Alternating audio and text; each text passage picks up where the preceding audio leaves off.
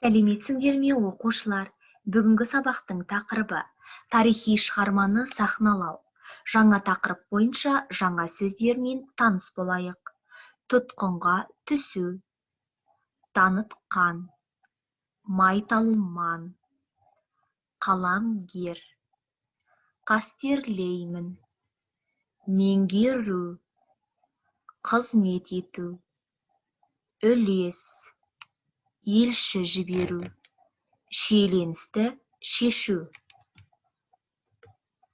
Берілген сөздермен сөз тіркестерін және сөйлем құра. Майталман, қаламгер, қызмет ету, қастерлеу, танытқан. Осы сөздермен сөз тіркестерін жазамыз, одан соң сөз тіркестерімен сөйлем құрастырамыз. Дескриптор кестесі берілген сөздермен сөз тіркесін құрайды 1 балл, сөйлем құрайды 1 балл, жазу сауаттылығын сақтайды 1 балл. Бірінші тапсырма: суретте не бейнеленген? Қалай ойлайсың, бұл не? Қандай мақсатта дайындалған? Қазақ тарихындағы қандай тұлғаларды білесің?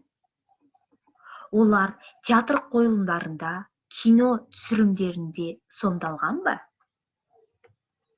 Дескриптор кестесі суретте не бейнеленгенін анықтайды 1 балл, Қазақстан тарихындағы белгілі тұлғаларды атайды 1 балл, олар театр қойылымдарында, кино түсірілімдерінде сомдалғандығы, сомдалмағандығын анықтайды 1 балл, сөйлемдегі сөздердің орын тәртібін сақтайды 1 балл. 7-8 сабақтар. Екінші тапсырма. 2015 жылы Қуанышбаев атындағы Қазақ музыкалық драмалық театры Қазақ хандығының 550 жылдығына арнап Абылай ханның арманы атты тарихи драманы сахналады. Драманың авторы белгілі жазушы, драматург Думан Рамазан, қоюшы режиссері Қазақстан Республикасының еңбек сіңірген қайраткері Болат Ұзақов. Шығарма Абылай ханның жоңғардың тұтқынына түскен кезінен басталады. Абылай ханның қазақ халқын қиын кезеңнен қалай аман-есен алып шыққанын көрсетеді. Бұл шығармада ұлы ханның көшбасшылық қасиетімен бірге адами болмыс бітімі, қайраткерлігі, саясаткерлігі, ақыл-парасаты, ержүрек батырлығы жан-жақты ашып көрсетілген. Тыңдалған аудио мәтін бойынша сұрақтарға жауап бер. Бірінші сұрақ: тыңдаған мәтін не туралы? Екінші сұрақ: мәтінде қай театр туралы айтылды? Үшінші сұрақ: бұл театр қандай тарихи драманы сахналады?